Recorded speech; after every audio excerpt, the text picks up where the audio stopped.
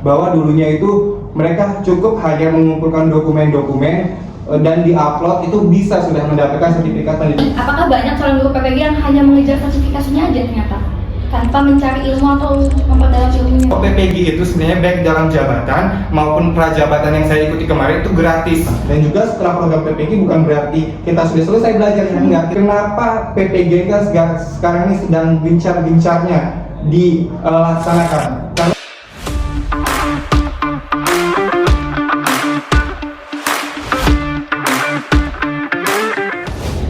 Halo semuanya, perkenalkan nama saya Sylvia Betty. Selamat datang di Podcast Suara Pendidikan, tempat ngobrolin dunia guru dari sudut yang lebih dekat, lebih manusiawi, dan pastinya lebih nyambung nih sama kita semua.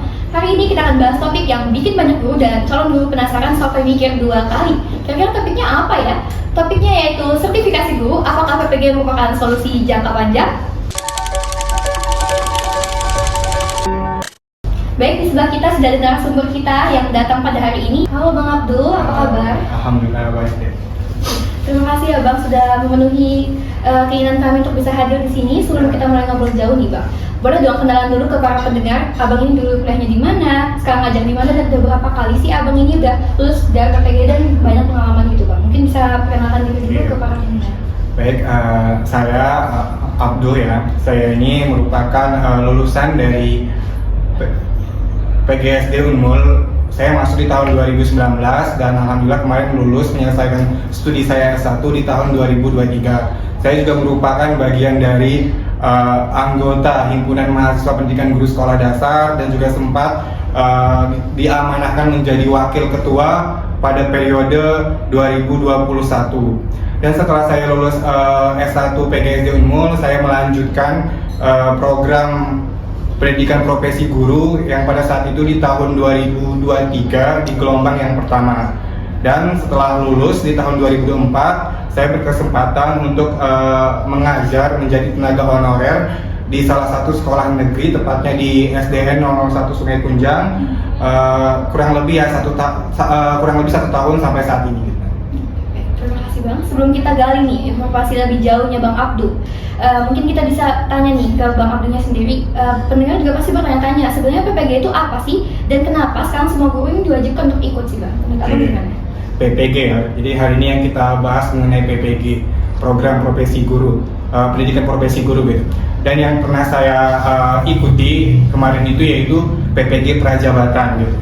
Sebenarnya deh PPG ini program pendidikan profesi guru ini sudah sejak lama ada gitu, dengan mungkin mekanisme atau sistem yang berbeda, karena kan ini sesuai dengan Undang-Undang Nomor 14 tahun 2005 tentang guru dan dosen, bahwa kita sebagai seorang guru yang profesional itu harus memiliki minimal kualifikasi pendidikan S1 atau D4, memiliki kompetensi 4 kompetensi guru, yaitu pedagogik, profesional, kepribadian, dan juga sosial, serta harus memiliki sertifikat pendidik. Dan sertifikat pendidik ini bisa kita peroleh melalui yang namanya program PPG, Pendidikan Profesi Guru. Mungkin dari dulu sudah ada program ini, tapi sistemnya yang berbeda, atau program untuk mendapatkan sertifikat itu yang berbeda dulunya. Berdasarkan saya dapat info dari guru-guru yang ada di sekolah saya juga ya, bahwa dulunya itu mereka cukup hanya mengumpulkan dokumen-dokumen dan diupload itu bisa sudah mendapatkan sertifikat pendidik. Ada juga yang hanya mengikuti pelatihan 1-2-3 hari dapat mendapatkan sertifikat pendidik. Tapi sejak tahun 2022 itu ada program baru yang namanya PPG dalam jabatan dan juga PPG prajabatan, yang sekarang ini berubah lagi nama. PPG dalam jabatan itu dirubah menjadi PPG bagi guru tertentu, dan PPG prajabatan itu yaitu PPG bagi calon guru. Jadi programnya berganti nama, tetapi tetap sama sistemnya seperti yang telah dilaksanakan dari tahun 2022. Dan juga PPG ini sudah diatur dalam Permendikristek, Peraturan Menteri Pendidikan dan Teknologi ya, di nomor 19 di tahun 2024. Mungkin teman-teman bisa lihat di sana sudah diatur seperti apa program PPG ini dilaksanakan gitu.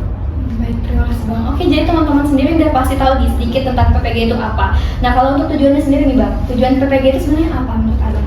Oke, sudah jelas ya tujuan PPG ini. Mungkin teman-teman juga tahu kita sebagai seorang pendidik yaitu pembelajar sepanjang hayat. Kita harus terus belajar, bukan berarti kita setelah lulus S1 PGSD itu nggak belajar lagi karena merasa kemampuan kita ini sudah mumpuni, tidak. Kita terus belajar sampai akhir hayat bahkan karena profesi kita sebagai seorang guru.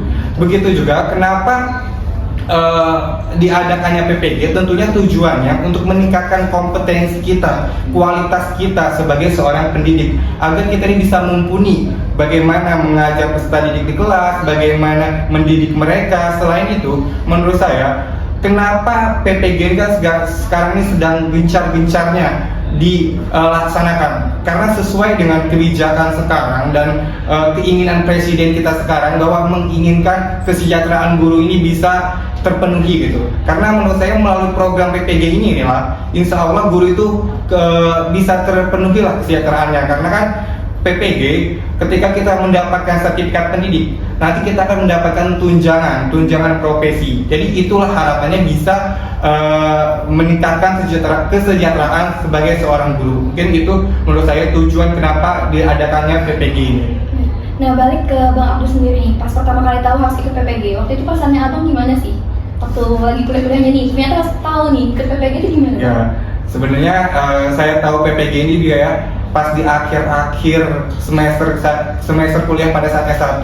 Pada saat saya PPL ke sekolah, kan di tahun 2022 itu ada kakak senior gitu yang mengikuti PPG ini. Dia cari-cari info lah bahwa ada gitu program baru, yaitu program pendidikan profesi guru, yang mana programnya itu gratis. Ini banyak teman-teman yang nggak tahu, yang tanya ke saya, "Bang, PPG itu bayar berapa?" gitu. "Bang, kayak mana masuk PPG?" Karena mereka mungkin minim informasi ya bahwa PPG itu sebenarnya baik dalam jabatan maupun prajabatan yang saya ikuti kemarin itu gratis.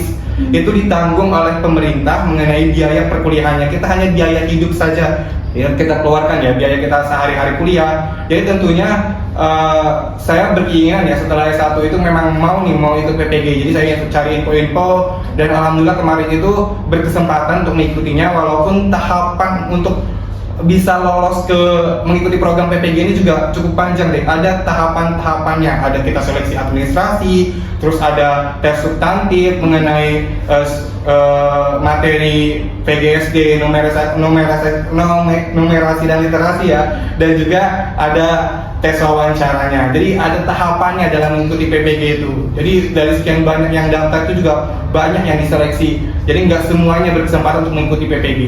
Tentunya setelah mengikuti PPG juga cukup senang ya, karena kita setelah S1 ini bisa langsung dapat sertifikat pendidik gitu, walaupun perjuangannya juga luar biasa untuk bisa mendapatkan sertifikat pendidik ini. Juga nantinya ada keuntungannya kita bisa mengikuti PPG itu. Selama ikut PPG nih Bang, apa saja sih yang dilakukan waktu ikut PPG itu, seperti kegiatannya itu ngapain aja? Oke, tentunya banyak ya. Seperti saya sampaikan tadi bahwa ini untuk meningkatkan kompetensi kita, kualitas kita sebagai seorang guru profesional. Jadi dalam perkuliahannya saya kemarin tuh ada yang dilaksanakan secara online dan juga ada yang langsung tatap muka. Jadi dalam PPG Prajabatan itu ya, karena kan di sini kita berbicara pengalaman saya di program PPG, karena saya ikuti PPG Prajabatan. Jadi dia itu ada sebuah website namanya itu LMS. Jadi di LMS itu sudah ada tugas-tugas yang harus kita kerjakan. Di sana juga ada modul ajarnya, panduan seperti apa materi ini. Terus ada juga tugas-tugas yang harus kita kerjakan, baik itu secara kelompok maupun secara individu. Jadi itu tantangan yang juga kita hadapi, karena kan sudah ada gitu tugasnya di website tersebut yang harus kita kerjakan. Kita harus bisa membagi waktu antara mengerjakan tugas individu dan juga tugas kelompok. Dengan rentang waktu kurang lebih 1 tahun, kan kita menjalaninya selama 2 semester. Jadi banyak sudah deh tugas-tugas itu yang harus kita kerjakan. Selain itu juga di PPG itu ada yang namanya PPL, praktik lapangan ya, seperti S1. Tetapi ini kalau kita S1, kita PPL-nya di akhir semester mau lulus. Tapi kalau ini dia berbarengan, kita kuliah mungkin seminggu 2 minggu setelah itu dilaksanakannya PPL. Bahkan di semester 2 itu berbarengan, kita perkuliahan jalan, juga PPL ke sekolah juga jalan. Jadi cukup banyak pengalaman dan juga pengetahuan yang kita peroleh, karena kan kita mendapatkan materi pada saat perkuliahan nih. Kita dapat seperti apa pembelajaran berdiferensiasi, seperti apa mengkondisikan peserta didik, seperti apa melihat bakat dan minat peserta didik, seperti apa membuat modul ajar yang bagus, yang bisa memenuhi kebutuhan peserta didik, dan bisa langsung kita implementasikan pada saat kita PPL di SD. Jadi tentu program tersebut sangat bermakna dalam kita jalani pada saat di perkuliahan maupun pada saat terjun di sekolah. Oke, banyak ya Bang pengalaman yang Abang dapatkan serta pengetahuan tentunya. Nah, ketika Abang menjalani yang namanya PPG, tantangan apa aja sih Bang di dalam PPG itu yang Abang pada waktu itu jalani? Oke, ini juga sempat saya singgung ya bahwa tantangannya mengenai tugas-tugas deh, karena kan tugas-tugasnya cukup banyak. Karena kan dalam waktu 1 tahun itu kita dikejar dengan beberapa mata kuliah yang tugasnya itu lumayan banyak. Dia itu ada alurnya namanya Merdeka gitu. Di setiap poin itu ada tugas yang harus kita kerjakan, baik secara individu maupun kelompok. Nah, kita harus bisa membagi waktu nih antara kita mengerjakan tugas individu dan juga kelompok. Selain itu juga kita harus menyelesaikan PPL kita di sekolah. Di PPL itu kita selain observasi, kita juga sebagai asisten daripada guru yang tempat kita nanti mengajar. Nanti juga kita akan mengajar di kelas dengan didampingi oleh guru. Jadi cukup banyak kegiatan yang ada di PPG itu, dan juga nanti ada proyek kepemimpinan. Kita membuat suatu proyek berdasarkan permasalahan yang ada di sekolah dan bisa kita terapkan di sekolah tersebut. Jadi cukup banyak kegiatan di program PPG itu. Apalagi kan PPG Prajabatan bagi fresh graduate gitu, yang baru lulus kuliah langsung diturunkan ke mengikuti program PPG ini. Baik, terima kasih Bang untuk informasinya nih. Mungkin sudah cukup banyak tahu nih teman-teman tentang PPG itu apa dan bagaimana tantangan kegiatannya. Nah, selama Abang menjalani proses pelajaran, apa aja yang Abang peroleh di dalam sana? Oke, tentunya meningkatkan pengetahuan saya ya, lebih dalam lagi menjadi seperti apa menjadi seorang guru profesional itu. 4 kompetensi kita itu betul-betul diperdalam. Bagaimana kemampuan pedagogi kita dalam mengajar di kelas, dalam mendidik peserta didik, dalam menghadapi berbagai macam tingkah laku peserta didik, kita betul-betul diajarkan seperti apa gitu. Terus kan seperti saya sampaikan tadi bahwa tidak hanya materi yang kita dapatkan, tapi kita bisa praktik langsung ke sekolah. Kita terapkan ilmu yang kita dapatkan itu langsung di sekolah. Selain itu juga karena kan program PPG Prajabatan ini luas gitu ya. Jadi semua unit itu bisa mengikuti di salah satu universitas sesuai dengan domisili mereka. Jadi tentunya kita dapat teman-teman baru lagi yang bisa bertukar pengalaman, pengetahuan dalam bagaimana cara mendidik atau mengajar siswa. Atas ini dari semua yang Abang sudah sampaikan, yang Abang peroleh dari kegiatan PPG, mana yang menurut Abang itu paling bermakna kegiatannya? Oke, paling bermakna tentunya pada saat PPL ya, karena kan kita bisa langsung terjun ke kondisi kenyataan sebagai seorang pendidik, bagaimana yang harus kita lakukan dengan ilmu yang kita peroleh pada saat mengikuti perkuliahan di PPG, langsung kita bisa terapkan pada saat melaksanakan PPL. Sekarang kita masuk nih Bang ke segmen selanjutnya. Sebagai orang yang pernah dan sudah lulus nih Bang dari PPG, menurut Abang kelebihan dan kekurangan dari sistem PPG sendiri menurut Abang gimana? Oke, tentunya program PPG ini cukup bagus ya kalau menurut saya, apalagi bagi kita yang nantinya baru lulus bisa langsung gitu mendapatkan sertifikat pendidik dengan mengikuti program PPG Prajabatan ini. Yang mana kan dulunya guru itu susah gitu untuk dapat sertifikat pendidik, tapi sekarang dipermudah dengan setelah lulus bisa langsung mengikuti program PPG. Dan nantinya kita juga berkesempatan untuk mengikuti ASN P3K.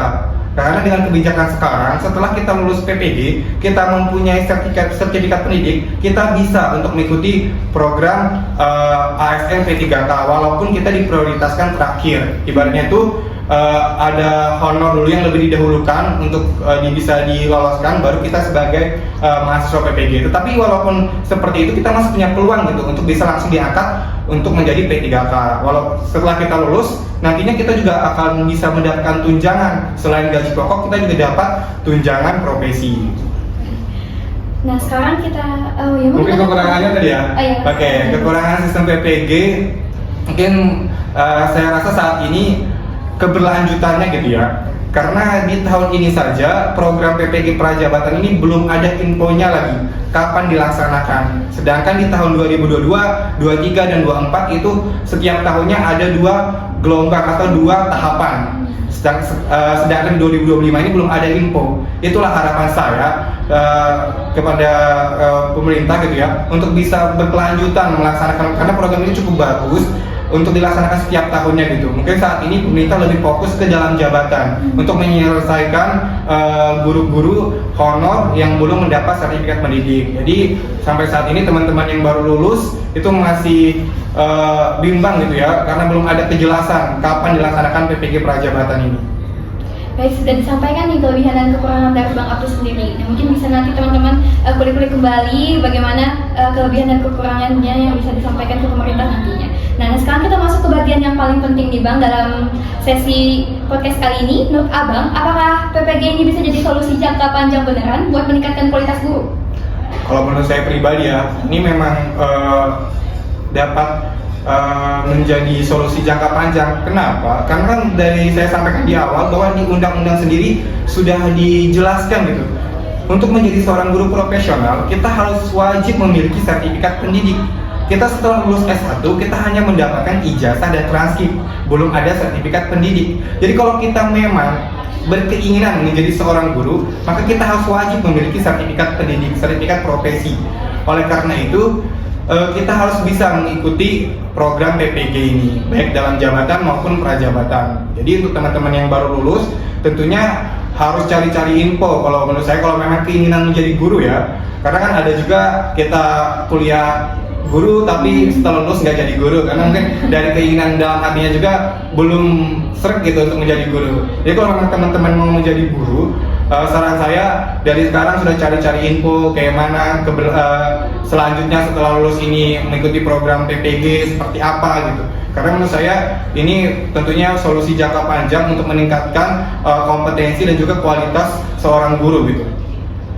Karena kan sebagai guru juga nih, itu datangnya dari niat dalam hati kita. Ya, kalau nggak dari diri kita sendiri juga pasti susah ya Bang. Nah, dimana juga ketika kita sudah menjadi mahasiswa, kita harus cari lagi nih tentang PPG itu sendiri. Karena yang pasti datang itu dicari kan, bukan datang sendiri ya Bang.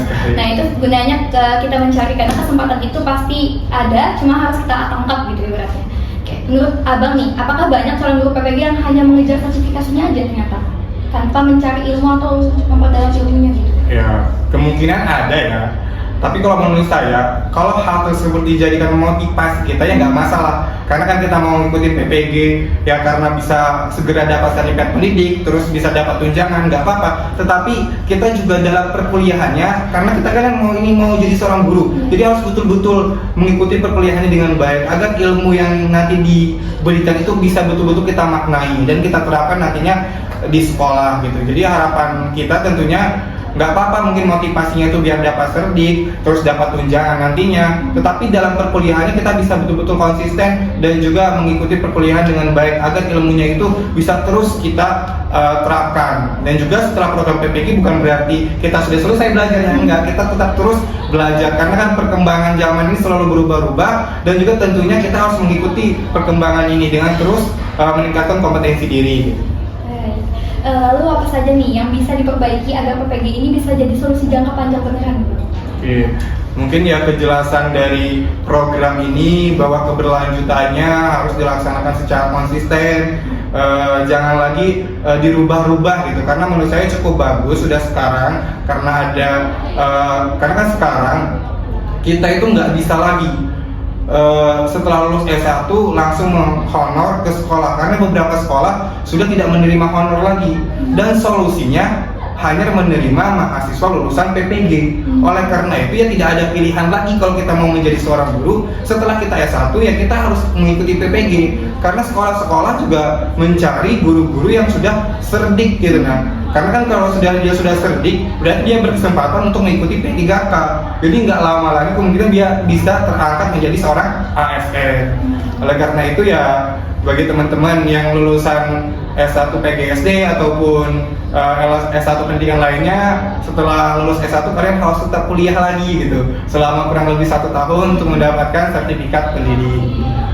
Wah, berarti kunci keberhasilan PPG itu bukan hanya pada sistemnya, tapi juga kemauan kita Ya, sebagai guru nanti untuk terus berkembang. Karena dunia ini kan juga berjalan ya, dinamis. Ya. Jadi kita harus mengikuti perjalanannya tiap perkembangan zaman. Sekarang pesan-pesan nih untuk teman-teman mahasiswa PGSD yang masih kuliah, entah semester awal atau akhir yang lagi semangat-semangat kuliahnya nih Bang, kayak saya yang lagi semester 2. Nah, menurut Abang, apa yang perlu kita siapkan dari sekarang sebagai mahasiswa PGSD? Oke, ngomong saya untuk teman-teman, adik-adik mahasiswa PGSD ataupun mahasiswa pendidikan lainnya, dari sekarang kalian sudah melek gitu atau cari informasi mengenai keberlanjutan karir kalian ini. Kalian yang sekarang memang baru mengikuti program S1-nya gitu, pendidikan guru SD. Kalian juga harus memikirkan ke depannya kalian harus bagaimana. Dari sekarang sudah mantapkan hati kalian, diri kalian memang betul-betul mau jadi guru atau enggak gitu. Kalau kalian memang nantinya mau terjun ke dunia pendidikan, dari sekarang sudah dicari info-info bagaimana kelanjutan program PPG, bagaimana sistemnya, bagaimana pelaksanaannya, tanya-tanya ke kakak abang yang sudah mungkin lulusan PPG bisa. Dan juga sekarang kan juga program PPG-nya sudah cukup lama berjalan, jadi kalian tuh punya banyak referensi gitu mengenai tugas-tugasnya, mengenai bagaimana pelaksanaannya di lapangan. Jadi sebenarnya kalian tuh sekarang bisa lebih mudah gitu dalam mengikuti program PPG ini. Ya, baik, wah keren banget diskusi kita pada hari ini ya Bang. Mungkin terakhir nih Bang, rekomendasi ataupun harapan Abang ke depannya itu seperti apa? Oke, ini harapan saya bagi teman-teman di PGSD. Jadi teman-teman tuh ketika lulus juga tetap menjadi seorang guru gitu. Karena guru ini merupakan profesi yang mulia dan juga merupakan dasar daripada profesi-profesi lainnya. Profesi kita sebagai seorang guru ini cukup mulia teman-teman. Dari itu kita itu terus belajar, menjadi pembelajar sepanjang hayat. Ketika kita selesai lulus S1, lanjut lagi dengan penuh semangat untuk mengikuti program sertifikasi ini, untuk meningkatkan kompetensi kita dan juga nantinya untuk bisa mensejahterakan kita sebagai seorang guru.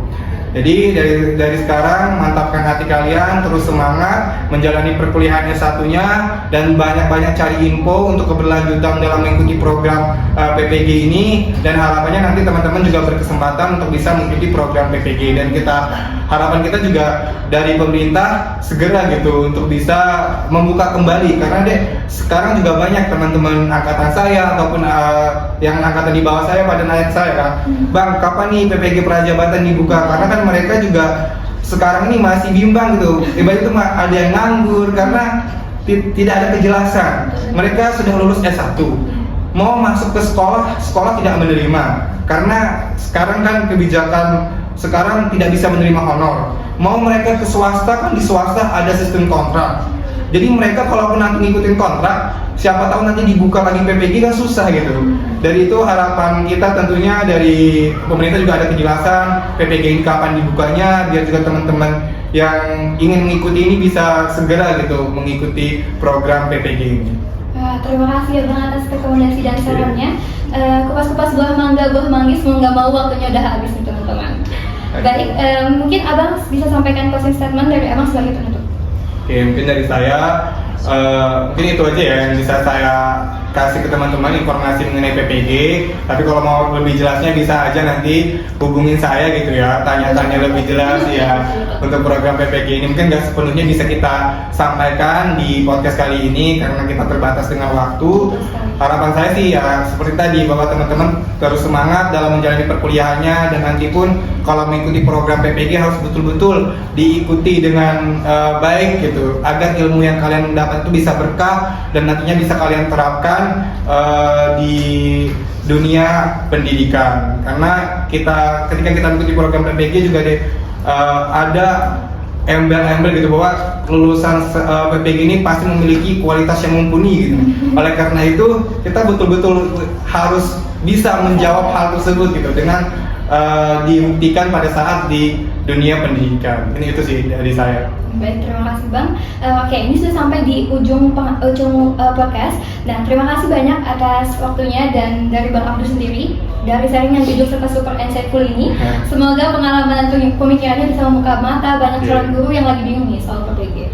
Buat teman-teman yang dengar sampai akhir, semoga obrolan ini bisa bermanfaat dan menjadi bekal buat teman-teman semua yang sedang menapaki jalan profesi guru. Ingat, guru bukan hanya sebuah profesi, melainkan juga jalan hidup. Dan setiap langkah belajar termasuk lewat PPG itu adalah bagian dari perjalanan panjang itu.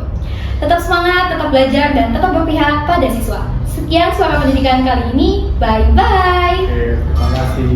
Terima kasih.